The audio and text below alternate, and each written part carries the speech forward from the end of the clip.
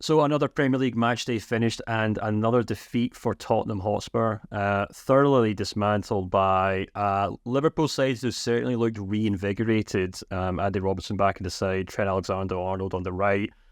Klopp's team looking back to their best, but once again, Ange Postecoglou's Spurs looking well off the pace. That now means that since the turn of the year, so points won in the Premier League in 2024, Tottenham currently sit 10th in the table, behind Crystal Palace, behind Bournemouth, and behind Manchester United, if you can believe it.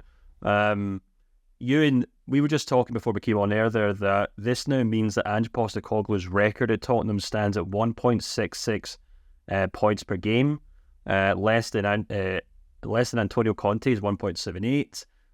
Just a slither off Nuno Espirito Santos's 1.65. Jose Mourinho's had 1.77. I guess what I'm trying to get here is that it's suddenly all going a bit wrong for Postecoglou's Spurs in the second half of the season. You wrote a really good article for Transfermarkt last week looking as to why that's the case. You've wrote a few articles this week. Are this season actually kind of keeping up with Spurs?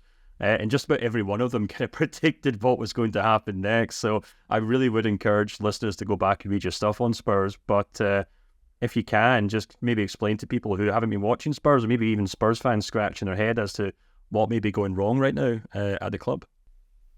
So firstly, I think it's imperative to start at the start in Tottenham's first 10 games of the season. When Ange Postecoglou came in, he had a transformative effect. The fans were chanting his name after 4 or 5 games, and all looked rosy at the Tottenham Stadium. So they had a brilliant start to the season. They amassed 26 points from their first 10 games.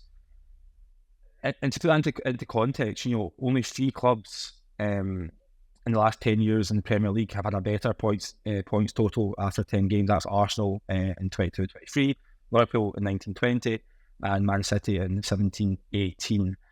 However, the problem for Spurs is that no club who've amassed 26 points in the Premier League era have ever failed to finish in the top 4, which is now almost certain that Spurs will. So, the start of the season, it was all positive. People were thinking Spurs could. There was talks about a title challenge at some point from some quarters, which was ridiculous. But since then, it's been a real concern.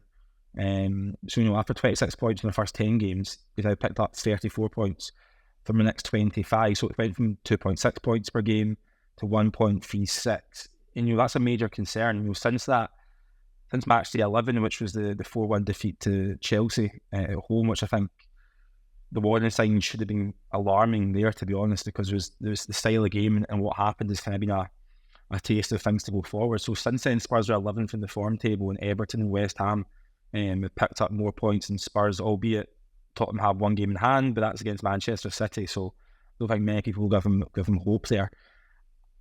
I think for Postecoglou, he's got a clear style of play. He's incredibly stubborn in how he wants to play. He's not going to change. He wants to have a high line, and he does need time to kind of bring in his own players and spend more time in the training ground getting this style of play across. But conversely, he's had the full season on the training ground. He's not had European football, so he's had time to get his ideas into his players. So in the moment, it's a real concern. I think Spurs will finish European places. They've got Burnley and Sheffield United in two games remaining, so we expect full points there. But it does bring into focus, has Postecoglou been a kind of success in his first year at Spurs? Yeah. Ben, it's such an intriguing kind of dramatic turnaround from a team that really took the league by surprise to a team that now seems to be entirely found out by, especially the better sides such as Liverpool. Do you think it's a case of Postecoglou's tactics being quite well documented in the first few months of the season, and now teams know how to play against them, they know how to get in behind them, they know that for the most part he's not really going to change his tactics throughout the match? Or is it just a case that, this is the guy's first season, not only at Spurs, but also in the Premier League? He's dealing with a squad that he mostly inherited, some new players as well who maybe haven't quite hit the same heights, not to mention the fact that Harry Kane's obviously moved on. I guess what I'm asking is, how much credit do we give Postecoglou, and how much do we have to kind of critique the way that he's kind of gone about this season? Yeah, I think firstly, I think Postecoglou's done a good job, and I think some of the reactionary talk off the back of the 4 straight Premier League defeats saying that he's got to go or something like that is ridiculous. But it is 4 straight Premier League defeats. It's the first time they've been on a run like that since 2004 as a club. And I think, like you say, the Premier League is unforgiving. And no matter how much you want to, you can't just set up one way. You have to be innovative. Look at the way Pep Guardiola develops his team. He's now essentially playing 4 centre-backs most weeks. That wasn't what he was doing when he first came over to the Premier League. That wasn't what he was doing when he was first winning Premier League titles. He's had to be innovative and change his style of play. Arteta's doing that at Arsenal as well. I think teams have worked out how to play against Tottenham. I think in the last 3 games particularly, against Arsenal, Chelsea and Liverpool, they've all been really compact and not let Tottenham through in central areas at all, and basically said to them, go out wide, because we know you can't hurt us. And how many times in that second half of the North London derby did we see aimless crosses aimed into the box and Raya coming out and claiming them? And it was a similar case against Chelsea and against Liverpool, albeit Richarlison did change the game slightly and give them a little bit of hope in that one. But yeah, I do think context is, I think he is a little bit of a victim of starting so well. I kind of think it's similar to how Arsenal started the season last season. Arsenal were brilliant, and Ewan mentioned it there, got a great points total from their first 10 games, in a position where they perhaps should have won the title. But I don't think as a club they were ready to be challenging for a title. And I don't think as a club Tottenham were ready to be finishing in the top 4 this season. I think if you'd offered Tottenham fans at the start of the season, after losing Harry Kane, a lot of change at the club, being in 5th position with 60 points with 2 or 3 games to go, I think most fans would have probably taken that. Obviously it's disappointing because they started so well and looked like they were going to be nailed on for top 4 at one point. So that has to be taken into context. But I think he's doing a good job, but I think he's going to have to be a bit more innovative, and he can't keep doing this. We only play one way. We're going to play with really high line no matter what, because it's not going to work and they're going to get found out. But yeah, let's not be reactionary and call for him to be sacked just yet. No, I don't think we should. I think you're quite right. Ewan, let's maybe try and offer a bit of hope for Spurs fans then looking towards next season.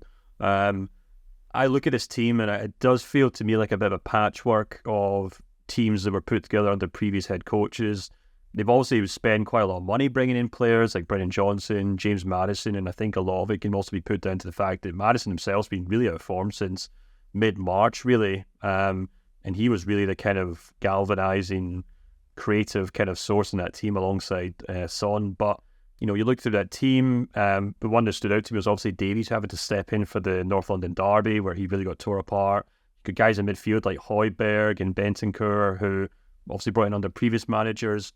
Not entirely sure if they're Postecoglou players or not. And then, of course, there's guys up front like Kulusevski, Richarlison's in and out of the team as well.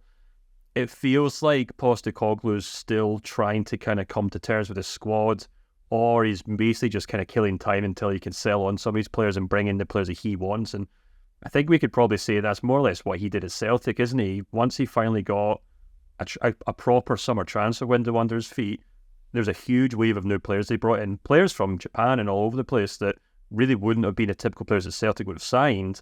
But once he had his own players in the door, it seemed to work a lot better for him.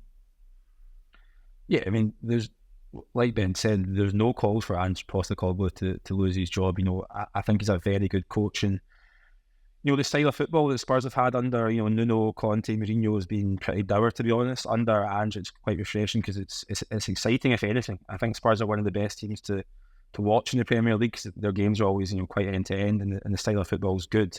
And also, you look at it, if he picks up 3 points from his remaining 3 games, and Spurs will have their second best points tally over the last 5 years in the Premier League. So by no means is it kind of, you know, a disaster at Spurs because they've fallen away. You know, if it ended the season, how it started the season, then the narrative would be completely different. You know, if their points had been collected on a more consistent basis, the narrative would be completely different. It's just because their form has dropped off so much, and like Ben said, they've been a victim of their own success. I think the attacking players have fallen off massively as well in recent months. You talk about Maddison, Kulusevski is another one, and also the recruitment in January. I think Spurs spent more than any other club in the Premier League. I mean, Werner's been okay. You know, I think he's had his usage and he might well stay next season. Dragusin, there's obviously huge talk about how good a player he could be. He's not really made an impact. He struggled to get a start ahead of Romero and Van de Ven, understandably so. I think Postecoglou has to be back in the summer. There's talk that Levy, who's notoriously quite a shrewd operator, will give him money to spend.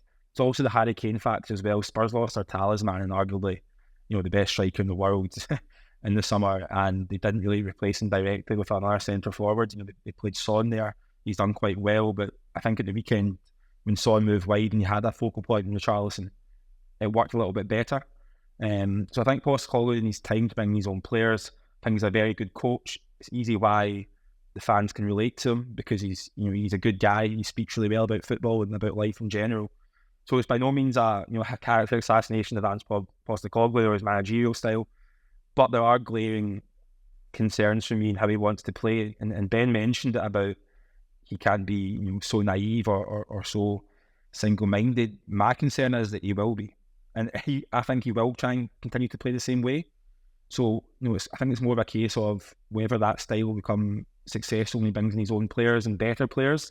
I can't see him adjusting his style. I don't think it will happen.